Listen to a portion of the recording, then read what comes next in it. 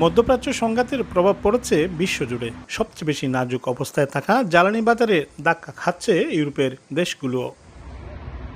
যুদ্ধের আগে ফ্রান্সে প্রতি লিটার পেট্রোলের দাম ছিল প্রায় 1.5 ইউরো, এখন তা বেড়ে বিক্রি হচ্ছে 2 ইউরোর বেশি দরে। এরই মধ্যে জ্বালানি সংকটে কয়েকটি ফিলিং স্টেশন বন্ধ হয়ে গেছে, যার সরাসরি প্রভাব পড়ছে নিত্যপণ্যের দামে। বিশেষ করে কম আয়ের মানুষের ভোগান্তি সীমা ছাড়িয়ে যাচ্ছে। We see increases in every item prices and petrol. When we go to the market, we see every item is increased and it's really problem. জ্বালানি তেলের প্রভাব পড়ার কারণে আমাদের এই নিত্য প্রয়োজনীয় জিনিসেরও ব্যাপক দাম বৃদ্ধি হয়েছে। কিছু কিছু জিনিস সেখানে দেখা গেছে আমাদের মূল্য এগুলো ডাবল হয়ে গেছে এবং অন্যান্য জিনিসপত্র তুলনামূলকভাবে ব্যাপক হারে বৃদ্ধি পাইছে এবং সেক্ষেত্রে আমরা যারা ব্যবসা বাণিজ্য করি সেখানে ব্যবসারও ব্যাপক প্রভাব পড়েছে।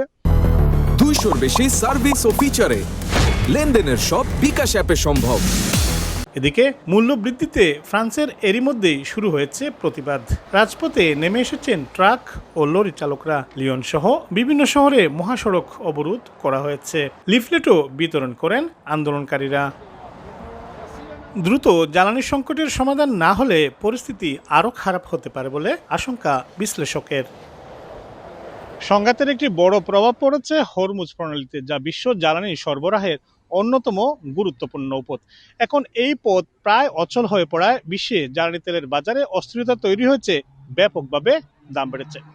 বিশ্লেষকরা বলছেন, দ্রুত এই সংঘাতের সমাধান না হলে জ্বালানি তেলের দাম আরও বাড়তে পারে, যার প্রভাব গিয়ে পড়বে সরাসরি সাধারণ মানুষের উপর।